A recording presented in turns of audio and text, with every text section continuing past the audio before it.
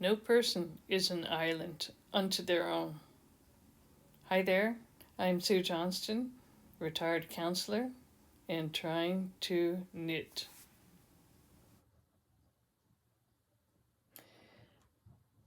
I watch, like everybody, I guess, I watch YouTube videos on knitting, and I listen to these women who are what I might call show and tell.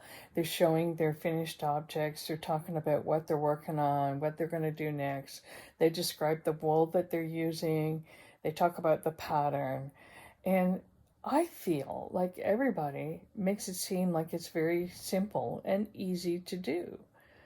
Like this ranunculus sweater I've seen, I don't know how many times in places on various YouTube videos.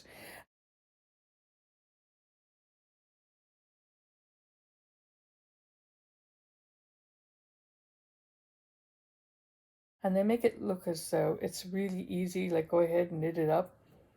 But when I look at it, I'm thinking there's a lot of different kind of stitching and lace work up there. I don't know if I can do that.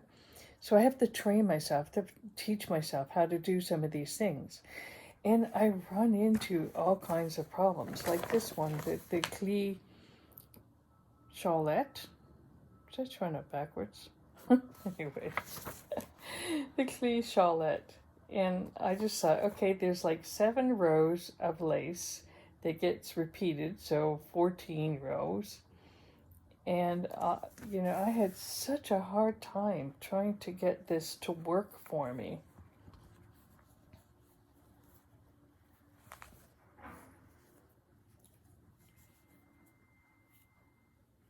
But and this is unblocked, obviously. It's going to stretch out and look nice when it's blocked, but that's it. And then you go on to, I think it's garter stitch. I haven't looked at all the other pattern, but I had such a difficult time putting it all together and trying to get my brain wrapped around just exactly what was going on here. And then what I did do is I omitted the purl row in the pattern, or it's not a row, it's just a stitch.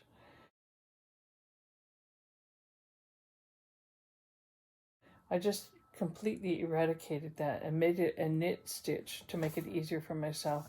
And then I knit 5 stitches at the beginning of my row just to get myself started, which is not what they asked for. But it turns out, it's a nice little design. The 5 stitches. And then I started working on the pattern. And the only time I did purl stitches was on the reverse row, not the pattern row, but the reverse row. I would purl across and knit 1, purl across, purl 9 and knit 1. I also used my little stitch markers to help me get organized. Once I realized that the repeat in the pattern was these 10 stitches, and I said, okay, what are you going to do with these 10 stitches? And then I wrote out the pattern again for myself. So these are my 10 stitches here. And it worked for me. And after a while, I was going along, and I feel like, okay, I got this. What was so hard about that? And it reminded me of the times that I went to Disney. Like people would say, Sue, why do you go to Disney? You don't like rides. And it's true, I don't really enjoy rides, but I like story and I like the entertainment and so forth. So I remember the first time I was going on Splash Mountain with one of my grandsons. And there was his mom and the 3 boys, 3 grandsons and myself. And the middle child said, Grandma, I will hold your hand if you go on the ride with me. His mom told me later that he said that because he was also nervous about going on the ride. So, and I said, well, we can go all the way through this line, and when we get to the end, if we're still not comfortable, there is an exit. We can leave, which I fully intended to do. Anyway, we got on the ride, we sat together, and we had such fun. And afterwards, I thought, what was the big deal? What was I afraid of? And each year, I try to go on a different ride. There's a few I haven't done, like Everest Mountain, I think it's called. And there's a new one, Guardians of the Galaxy. I want to try them. Maybe I'll make it happen. I don't know. But it's like that with patterns for me. I just can't get my head wrapped around, reading and understanding some of these patterns. But once I get some of the basics, like in this case, there's 10 stitches. I'm always dealing with 10 stitches, and I used markers for every 10 stitches that I was knitting. The markers helped, and then I realized that if I had 9 stitches, there was a problem. Or if I had 11, which occasionally happened, there was a problem. So how did I get to the 9 and the 11 stitches? That's what I figured out. But my point is this. Surely people out there, other knitters, you knitters, you've run into this problem before, so tell me about it. I mean, the videos make it seem like, oh yeah, I read the pattern, I knitted up, here's my finished garment. Happy go lucky, here we go, It's not that way for me. I don't know why. It's just, and I did counseling, okay? I mean, I was a counselor. I'm retired from that now. But I know that there's no one person, one thing out there, one experience that's never been had by other people. No one stands completely alone. So where are you knitters having troubles? How do you overcome them? What do you do? I'd sure like to hear from you. So I figured out where my errors were. Once I figured out that I had 10 stitches repeated to deal with, I figured out that one of the problems I was running into was this purl 1 stitch that they started with. You purl 1, then you do a yarn over, and that was confusing me because I ended up adding an extra stitch, so I pulled it all out. When I decided to omit the pearls, the purl 1 at the beginning and the end, and just do a straight knit, that helped me.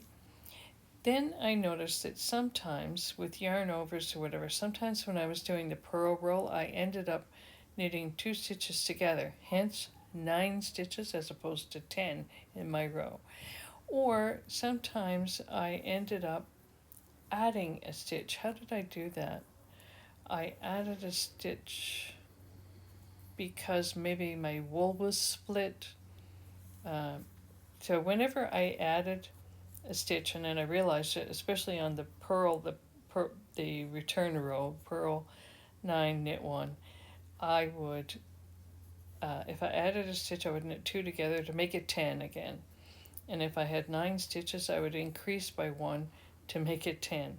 So once I got it in my brain, 10 stitches, and used the markers, then it became easier for me to actually accomplish the pattern.